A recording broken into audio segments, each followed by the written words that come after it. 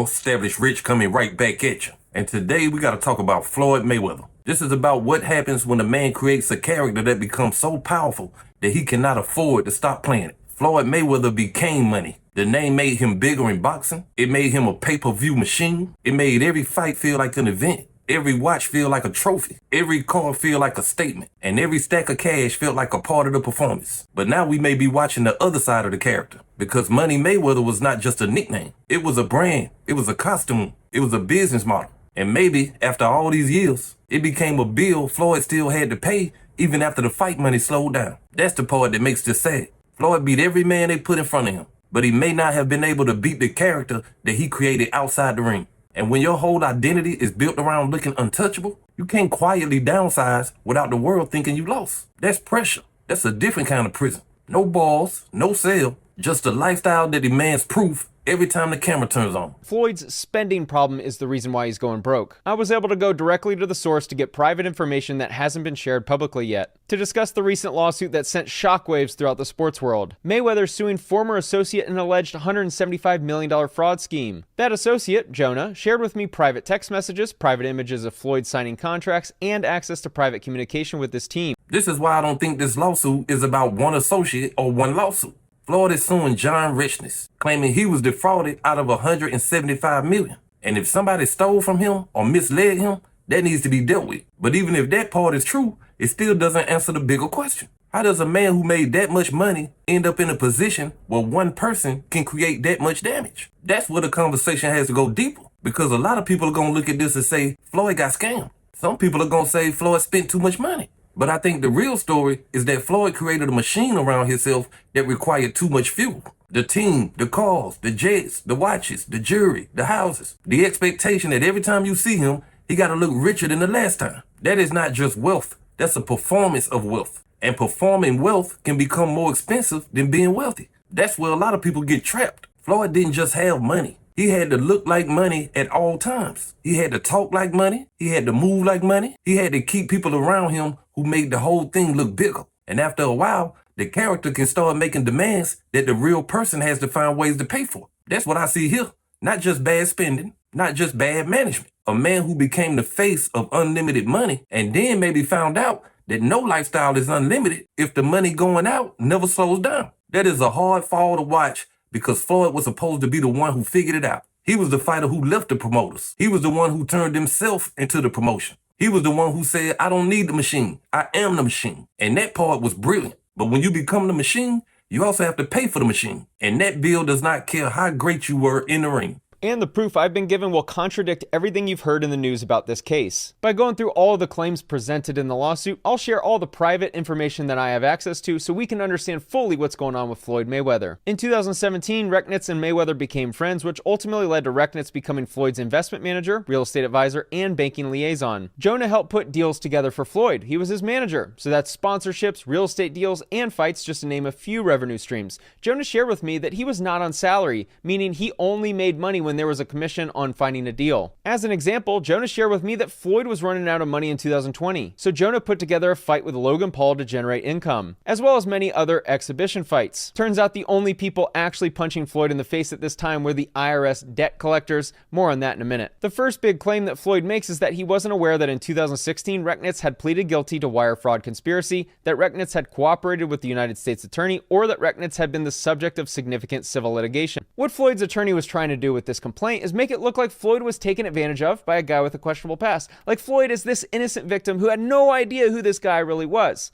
There's a little problem with that, because I have proof he did know. This letter on the screen was sent in 2023 by Floyd Mayweather to a U.S. district judge for the Southern District of New York. The bottom includes Floyd's name and his signature. For context, this is Floyd Mayweather's letter to the judge in Jonah Rechnitz's case, speaking about Jonah's character and why he deserves a better outcome. In the second paragraph, he writes, "We became friendly and I supported him when he was going through the process of being sentenced in 2019. That sounds to me like he knew about Jonah's litigation in New York." In the third paragraph, he writes that Jonah has worked with him as his promoter and business advisor. He has has taken the job and run with it, helping Floyd in every aspect and opening up new opportunities. He further mentions the charitable work they've done together. Further down, he mentions that people have tried to take advantage of Jonah by bringing lawsuits against him as a way to extort him. And finally, Floyd writes, "I appreciate you taking the time to read this letter, Your Honor. I would just ask that you consider my personal testimony that Jonah Rechnitz is a good person." He claimed that he didn't know about Jonah's past in the complaint, yet he wrote that letter in support of Jonah, showing he clearly knew about the litigation in New York. So it doesn't seem to add up. Many have speculated that Mayweather is coming out of retirement for a rematch with Pacquiao because he needs the money. Yes, this is why. Around August 2025, Floyd needed cash money, so he decided to start pawning his jewelry. Here's a text on August 25th, 2025 of Jonah sending Floyd an image of his watch and the word loan below. That represents that watch as being within the group that was being pawned. Here's the second image sent on that day. The top image is a collection of watches that were grouped together for a November loan and that many have been returned after the balance was paid down. Here's the next message of another collection of watches that were used for a loan. The image on the left is an exhibit Floyd included in the complaint. Within this list are 4 of the watches you see in the text message on the right that were included in the group of watches that were pawned. This indicates he continues to lie about not knowing that his watches were getting pawned for a loan to... The jet and the jewelry are not just details.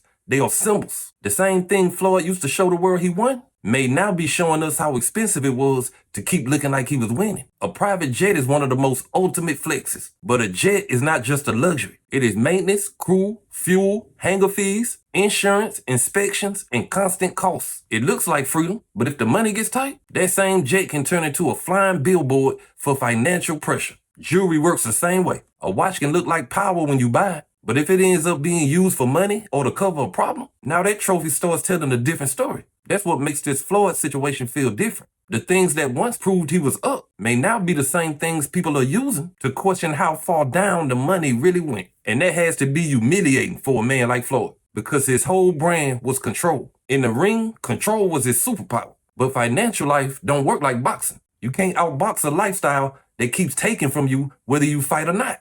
That's the part that makes this so crazy. Floyd may have been the most disciplined athlete of his era, but the question now is whether that same discipline existed once the money arrived. Because making money and managing money are 2 different sports. Floyd mastered the first one. We are now finding out that he didn't master the second one. And this should be a warning to every athlete, rapper, entertainer, and young entrepreneur. The check is not the finish line. The check is the beginning of responsibility. The bigger the money, the more people want access. The louder the flex, the harder it gets to admit that you need to slow down. And the more your brand is built on looking rich, the more dangerous it becomes to live quietly with real wealth. That's where Money Mayweather may have trapped Floyd. A regular rich man can sell a jet and call it a business decision. Money Mayweather sells a jet and everybody starts asking if the empire is crumbling. When your name is money, every financial move becomes a public post. That's a tough way to live. What was told to me is that Floyd was running out of money. Now, obviously, his broke is a lot different than broke for me and you. But at this time he needed money, so he decided to pawn $13 million from his watch collection. He does have his own jet and has flown private for a couple decades. And he has an extensive exotic car collection. But what has been shared with me is that his lifestyle is so expensive that he constantly needs to take out loans against all his assets. And it's fine when he's fighting and making money because he can pay the loans back.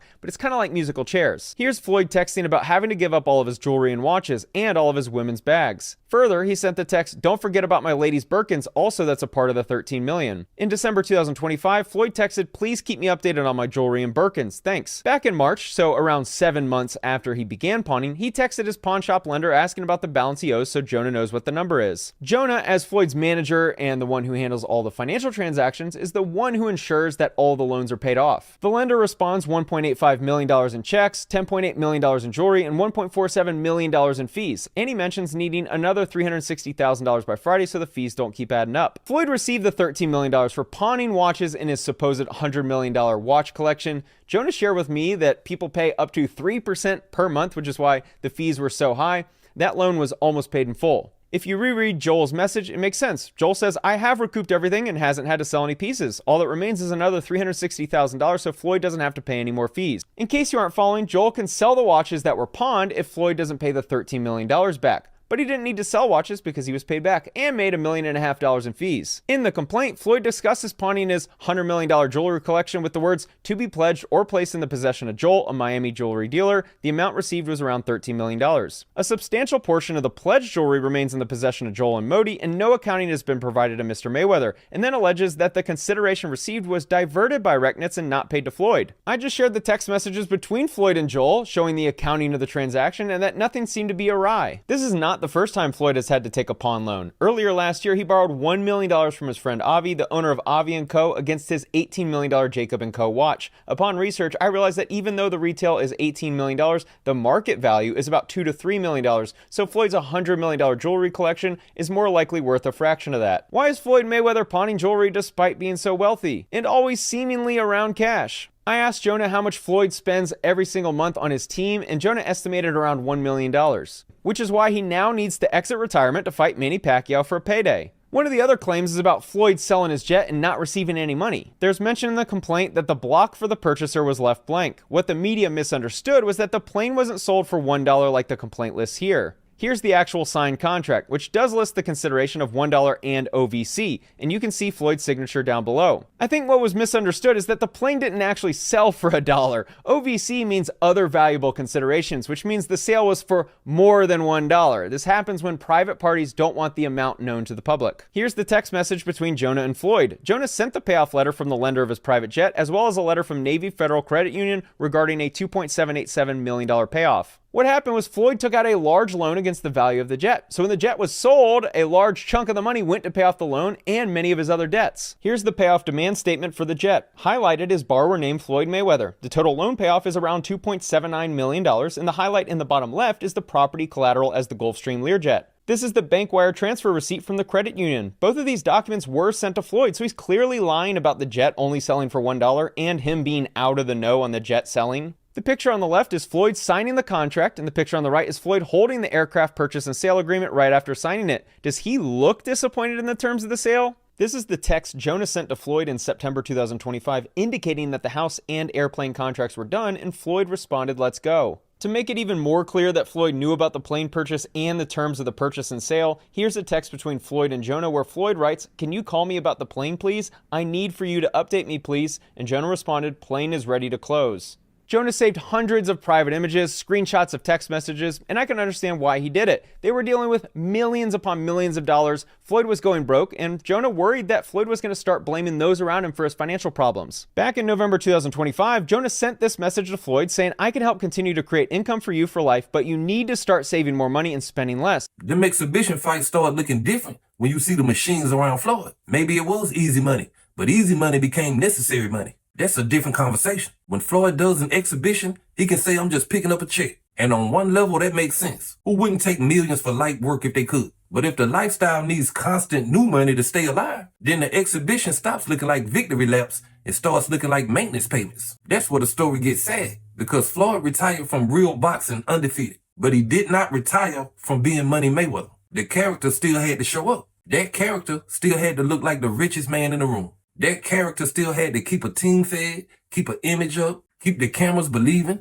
and keep the public from even thinking the word broke. And the more you try to prove to people you're not broke, the more expensive the performance gets. That's why I don't see this as a regular money problem. I see it as an identity problem. Floyd Mayweather, the man, could have gotten quiet, lived comfortably, protected his money, and let his legacy breathe. But Money Mayweather could not disappear that easily because the whole world was waiting to see if the money was still there. That is a burden. Nobody forced Floyd to make money his whole identity. Nobody forced him to turn wealth into a public performance. Nobody forced him to train the world to measure his greatness by his watch, what was in his garage, or how much cash he could spread across the table. Today is a rose gold day, as you can see. Arnold Schwarzenegger, limited edition AP, all factory. 1.8 million right here.